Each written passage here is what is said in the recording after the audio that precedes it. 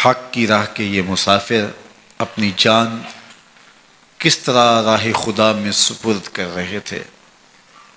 اہل کوفہ سہمے ہوئے، ڈرے ہوئے ابن زیاد کے دربار میں بیٹھے تھے، اور امام حسین رضی اللہ تعالی عنہ کے قتل کا، ان کی شہادت کا انہیں دکھ تو تھا، لیکن ان کے اندر ہمت، طاقت اور توانائی نہیں تھی۔ ان کی تلواریں یزید کے ساتھ رہیں اور دل امام حسین رضی اللہ تعالی عنہ کے ساتھ رکھنے کی بات کرتے تھے۔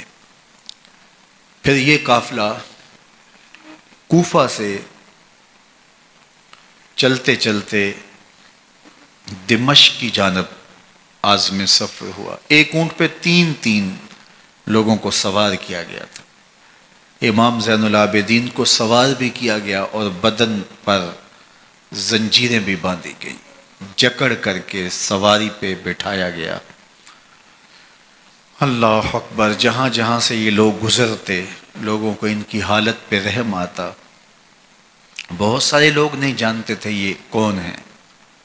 عمومی طور پہ راستوں میں یہی بتایا گیا کہ کچھ باغی لوگ ہیں جنہوں نے حکومت سے بغاوت کی، تو ان کے کیفر کردار تک پہنچا دیا گیا۔ راستے میں ایک گرجا گھر آیا اور وہاں یہ لوگ رات رکتے ہیں۔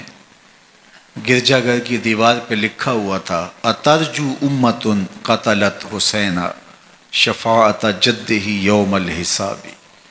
کیا وہ امت جنہوں نے حسین ابن علی کو شہید کیا، قیامت کے دن انہی کے نانے سے شفاعت مانگیں گے؟ کس منہ سے شفاعت طلب کریں گے؟ اسی حسین ابن علی کے نانا سے، جن کے بیٹے کو، جن کے شہزادے کو، نواسے کو ان لوگوں نے شہید کیا۔ جب یہ تقدس مآب قافلہ دمشق پہنچا تو راستے میں ایک شخص قرآن مجید کی تلاوت کر رہا تھا۔ اپنے مکان کی چھت پہ بیٹھ کے تلاوت کر رہا تھا، اور یہ قافلہ اس طرح سے گزر رہا تھا کہ شہیدوں کے کٹے ہوئے سر نیزوں کی نوک پہ تھے، اور عصمت شیار خواتین اور امام زین العابدین اونٹوں پہ بندھے ہوئے تھے۔ تو پڑھنے والا تلاوت کر رہا تھا کہ کہف اور رقیم یہ ہماری نشانیوں میں سے بڑی عجیب نشانیاں ہیں۔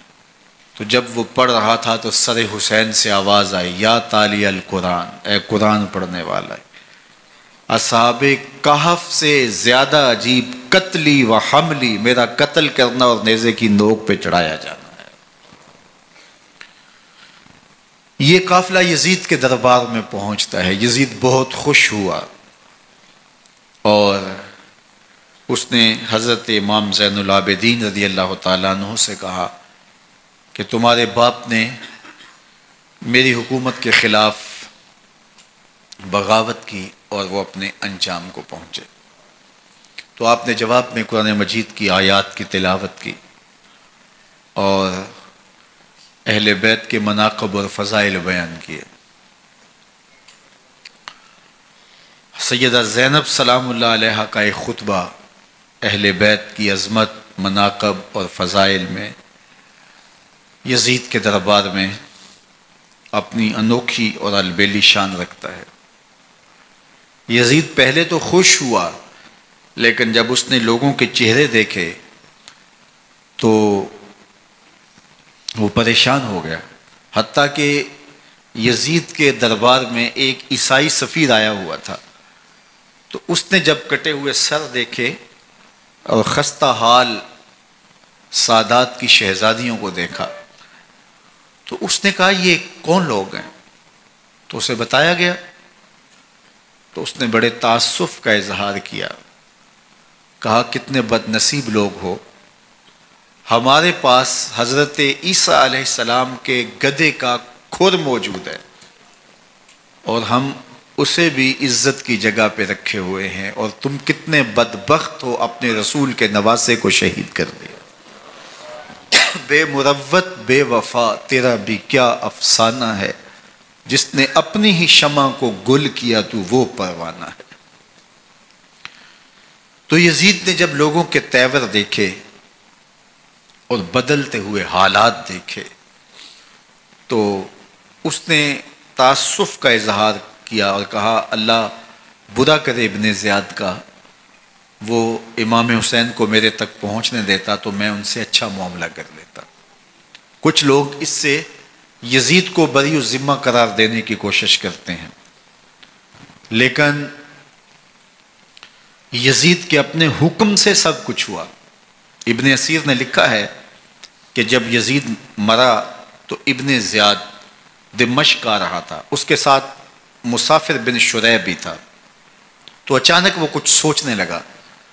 تو مسافر بن شریح نے کہا کہ ابن زیاد میں تمہیں بتاؤں تم کیا سوچ رہے ہو؟ کہا بتاؤ۔ کہا تم یہ سوچ رہے ہو کہ میں نے نواسہ رسول کو شہید کیوں کیا؟ تو کہنے لگا کہ یہ مجھے یزید کا حکم تھا، اور اگر میں نواسہ رسول کو شہید نہ کرتا تو وہ مجھے قتل کر دیتا۔ اور جب مسلم بن عقبہ کو مدینہ المنورہ کی حرمت کو پامال کرنے کے لیے اور حضرت عبداللہ ابن زبیر رضی اللہ تعالیٰ عنہ کی خلافت کے اعلان کے بعد مکہ المکرمہ پر حملے کے لیے جو یزید نے بھیجا، تو اس سے قبل اس نے ابن زیاد کو کہا کہ یہ کام تم کرو۔ تو ابن زیاد نے جو جواب دیا وہ یہ تھا کہ میں تمہارے کہنے پہ پہلے ہی نواسہ رسول کو شہید کر چکا ہوں، اب نواسہ رسول کو شہید کرنا اور کعبۃ اللہ کی حرمت کو پامال کرنا، یہ دو چیزیں میں جمع نہیں کروں گا، اور اس نے بادشاہ کے حکم کا انکار کر دیا۔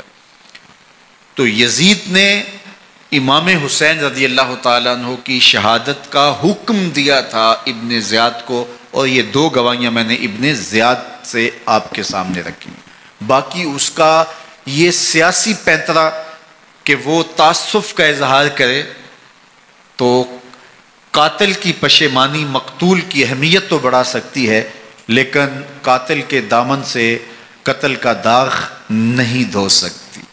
تو حضرت امام حسین رضی اللہ تعالی عنہ کا قتل یزید کو اب نظر آ رہا تھا مجھے بہت مہنگا پڑے گا، آخرت تو برباد ہوئی ہی ہوئی، دنیا بھی میں نے برباد کر لی، اور میری حکومت بھی مستحکم نہیں رہ سکے گی۔ تو اب اس نے یہ کہنا شروع کر دیا کہ خدا برا کرے ابن مرجانہ کا کہ وہ راستہ دے دیتا اور امام حسین کو میرے تک پہنچ دیتا۔ حضرت امام زین العابدین سے اب وہ لجاجت کرنے لگا اور کہنے لگا کہ حضرت آپ کچھ ارشاد فرمائیے۔ تو آپ نے تین چیزیں ارشاد کی۔ آپ نے فرمایا ایک تو ہمیں خیریت سے مدینے بھیج دو، اور دوسری بات کہ قاتلان حسین کو ان کے کیفر کردار تک پہنچاؤ، اور تیسری بات مجھے دمشق کی جامعہ مسجد میں خطبہ جمعہ کی اجازت دو۔ اس نے کہا کہ خطبہ جمعہ کی اجازت بھی دیتا ہوں، آپ کو خیریت سے مدینہ المنورہ بھی روانہ کر دیا جائے گا، لیکن قاتلان حسین کو کیفر کردار تک پہنچانا یہ میرے بس میں نہیں ہے، یہ ممکن نہیں ہے۔ اب مجھے بتائیے حاکم وقت ہو اور اتنا بڑا سانحہ اور واقعہ ہو گیا ہو تو وہ وہیں کھڑے کھڑے معذرت کر لے کہ یہ اس بات کو رہنے دو، تو اس کا مطلب سمجھنے میں کسی بھی باشعور شخص کو دیر نہیں لگتی۔ اسے چاہیے تھا کہ وہ کہتا کہ میں اس کی تحقیق کروا کے جو بھی مجرم ہے وہ کیفر کردار تک پہنچے گا، اور آپ نہ بھی کہتے تو یہ میں کرتا چونکہ میں حاکم وقت ہوں۔ لیکن اس نے فوراً کہا کہ یہ ممکن نہیں ہے، تو اس کا مطلب کیا کہ مجرم میں خود ہوں، تو میں اس سے جو ہے وہ بچنا چاہتا ہوں۔ تو اس نے حضرت امام زین العابدین کو کہا دو شرطیں تو قبول ہیں، لیکن یہ تیسری شرط قبول نہیں ہے اور یہ ممکن نہیں ہے۔ تو یہ واضح اس بات کا اشارہ ہے کہ یزید کے حکم سے، اس کی منشا سے اور اس کے کہنے سے حضرت امام کو شہید کیا گیا، اور اس نے حضرت امام حسین رضی اللہ تعالی عنہ کے مبارک لبوں پر چھڑیاں بھی ماری اور آپ کے دانتوں پر ضربیں لگائیں چھڑیوں کی۔ وہ تو ایک صحابی وہاں موجود تھے جو کھڑے ہو گئے، انہوں نے کہا ارفع ھذا القدیب عن ھاتین الشفتین، ان ہونٹوں سے چھڑی ہٹا لے، میں نے ان آنکھوں سے رسول اللہ کو یہ ہونٹ چومتے ہوئے دیکھا ہے۔ جس طرح ابن زیاد کے دربار میں ہوا تو یہاں بھی ہوا۔ اللہ اکبر۔ تو یزید اپنے تئیں خوش تھا، لیکن لوگوں کے احتجاج کی سکت نہیں لا سکتا تھا کہ نواسہ رسول کو شہید کر دیا گیا، تو وہ یوں اپنی بات کو چھپانا چاہتا تھا اور بات ابن مرجانہ ابن زیاد پہ ڈالنا چاہتا۔ لیکن ابن زیاد کہتا ہے کہ اگر یزید کے کہنے پہ میں امام حسین کو قتل نہ کرتا تو میں قتل کر دیا جاتا، اور میں غزوہ کعبہ اور قتل امام حسین دونوں کو جمع نہیں کر سکتا، لہٰذا اب میں یزید کا یہ حکم نہیں مانوں گا، اس نے پہلے مجھ سے بہت بڑی زیادتی کروائی ہے۔ یہ تاریخ کی معتبر کتابوں کے اندر موجود ہے۔ اب یزید نے کہا دو باتیں مان لیتا ہوں، آپ کو مدینہ المنورہ بھی رخصت کر دیتے ہیں، اور دوسرا آپ کو مسجد دمشق میں خطبہ کی اجازت بھی دیتے ہیں۔ اللہ اکبر۔ یہ وقتی تصرف تھا اس کا، ورنہ یہ کون ہے اجازت دینے والا؟ ممبر تو حسین ابن علی کے نانے کا ہے۔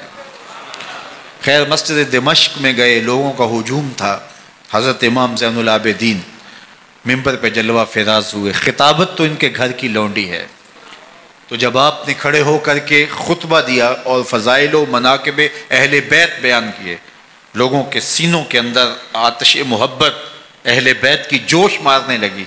یزید ڈر گیا کہ اگر کچھ دیر خطبہ جاری رہا تو کہیں ایسا نہ ہو کہ لوگ میرے خلاف اٹھ کھڑے ہوں، تو اس نے مؤذن کو اشارہ کیا اور وہ اذان دینے لگا۔